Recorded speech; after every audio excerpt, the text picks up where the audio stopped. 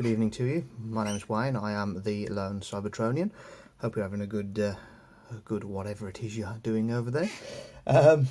So I mentioned in my last review that I wanted to do some more of the figures that I got recently, and I thought I'd do one that that seems to be the odd one out of the three Bumblebee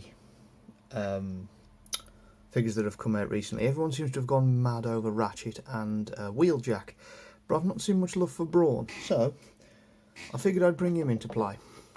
I will do the other two at some point, but Brawn's going to be my focus of today, and I must admit I actually really quite like the guy. So let's see what the little guy's got in store for us. And here's Brawn in his robot mode, a little closer up. He's immediately identifiable as Brawn, even if you haven't seen the Bumblebee movie. If you're a fan of Transformers, especially the '86 movie, you only have to look at this guy and go, yep, that's definitely Brawn. The colour scheme is spot on, the head shape, the general demeanour, it's definitely Brawn. He's very rough and tumble, quite a big fan.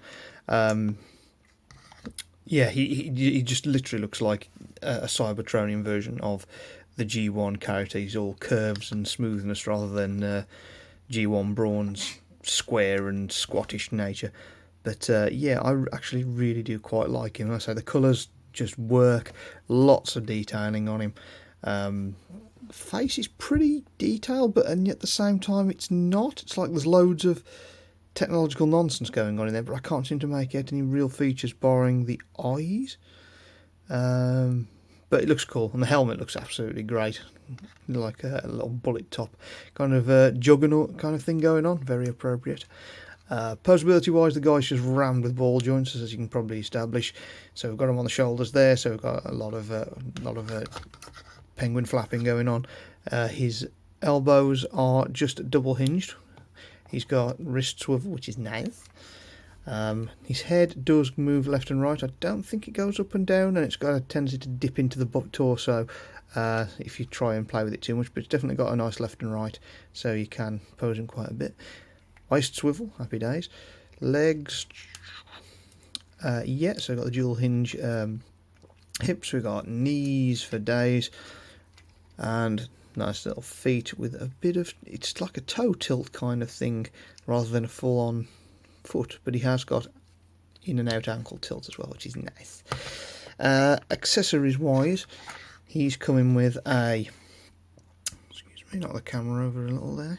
He's coming with a, it looks grey, but it's actually a brown rifle, and also a detachable drill bit kind of weapon. So the rifle can go in either hand, no problem at all, as you can probably establish, nice and simple. There you go, it's huge, very suitable for the guy himself. Yeah, there you go, have some of that. And you can also attach the drill bit to either the top, as I had it before. So hang on a minute, there's a hole on here somewhere, there it is. There you go, so there's a hole that allows you to tab onto the top of there. You can just insert it straight into the gun barrel if you want to have like a massive drill bayonet kind of thing. So you've got plenty of options. I tend to also have it in his hand as a sword, but that's because I'm a bit odd and I don't like things being normal. So there you go. Yeah, he can actually hold it as a handheld weapon on its own, which is nice. It does have some weapon storage as well, so you can put the rifle on the tab there, so it tabs onto his back, and you see there's a little tab and a little hole in the rifle, and it just should sit on there. And then obviously you can put the drill back on the rifle and on the bit up there, so you're storing both weapons at once. So that's perfectly feasible. It doesn't tab on particularly well, I'm not sure if that's just my version, but it doesn't particularly hold, but that's fine anyway because I tend to have him holding the thing. But yeah, it will go on, it will stay. It's not going to just fall off, but it's just not as secure as some of the connections the other guys have got. But yeah, I really like the robot mode. It's very evocative of G1 Brawn. Looks great, looks just like the guy in the Bumblebee movie, if you've seen that. I hope we see more of him in the future. Hopefully it wasn't a death scene in that. Spoilers. So yeah, we'll see. But so that's him as it stands in his robot mode. Now, as normal, I'm not going to detail the transformation. I'm just going to switch it straight over. So let's see what his alt mode has got for us. And here's little Brawnius Maximus in his alt mode. And you know, it really is. Whatever it is, it really is one of them. You know, I imagine it's some kind of truck. It's a truck of some description, which is fine. You know, it's Cybertronian. So basically, as you can see, the chest plate appears on the back. So basically, all the limbs just come backwards, and the back's opened up to disguise everything else. It's a really simple transform, but it's actually quite a cool one. And if I'm honest, I actually do really like the alt mode. It's got a very Brawn feel about it. You know, it looks solid. It looks tough. And while it's not a military vehicle of any description, it definitely feels a little bit tank-like. Now, I haven't put the accessories on at the moment, so I will do that now. Now, what you can do initially is you can put the gun on top. Again, the same peg that you tabbed the gun on for storage in robot mode, you use for actually using the gun in vehicle mode. And it's just got a little hole under the barrel there, and it just clips on the top, and you've got...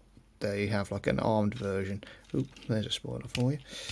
Yeah, it's supposed to be a radiator vent there, but the sword actually has a much cooler method of being used. So obviously you can put it on top like it was before, but the main place you store it, and one of the things that sold me about the figure, is you can put it there, and it does still roll, which is nice. And that gives you a drill tank kind of mode, or even without the gun, it's kind of a drill truck. And that's cool as hell. Now, that's a hark back to G1, where Brawn pops a drill out of the front of his vehicle mode and uses it to burrow, which is a bit strange for a Jeep kind of vehicle. But that's a hark back to it, and I really like it. And it sort of gives the vehicle mode here a bit of purpose as well. So you can clearly tell it's some kind of heavy-duty mining vehicle. And it's got the storage space in the back as well for minerals or whatever that it's dug up. I think that's really cool, because you don't see that kind of thing very often, especially with the Cybertronian alt modes. So I really appreciate that. I mean, when I first saw it, I thought it was going to be like a bike of some description, which is weird. But yeah, actually getting it in hand, it's like it's definitely some kind of truck, although it does give me kind of Cybertron Crumple Zone vibes a little bit. Just a little bit. I think it might be the way the cockpit is, and obviously you've got the wheels coming out the front like this, and the two supports. You know, it just needs to be wider at the back. But it's got that kind of vibe, and I don't know, something like that really appeals to me. So I'm really chuffed with him. As I say, it just looks like what I'd imagine Brawn's Cybertronian vehicle mode to look like. So I'm actually really pleased with him. He might even be my favourite of the three Cybertron Autobots that I obtained recently, the three new ones. I must admit, RC has been revealed, and she looks great as well, so I think I might be having some of that. And I still need to get the Bumblebee Optimus Prime, because he's absolutely immense from what I've seen. But no, I'm really chuffed with this little dude. I love the detailing on him as well, like all the little bits and fiddles that you can see, and it's just an all-round good figure. He's a little shorter than the others in the same group as him, but I mean, I'm not going to complain too much. He's got a nice little transform. The colour scheme looks nice. He's got a pair of nice modes. You can't ask for much more than that in a transformer, I don't think. But anyway, that's my objective opinion on Bumblebee movie Brawn. I hope you've enjoyed this video, or at least found it somewhat educational. If you have liked it, then by all means chuck me a like and subscribe. I'd really appreciate that. Just trying to grow the channel. I was pleased the other day because someone's actually watched my Cordon and Spin Out video, which really pleased me. It's been up for 2 months. I got its first watch the other day, so I was really happy. But I am trying to get these out more and more often now, as I've got an extensive collection to get through.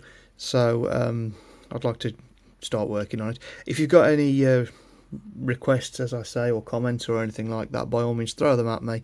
I'm always glad to hear from people, and if I can do something that people actually want to see, rather than just chucking out the stuff that I want to do, then that will obviously be a big plus. So yeah, so until the next time guys, thanks very much for watching, and you stay safe out there.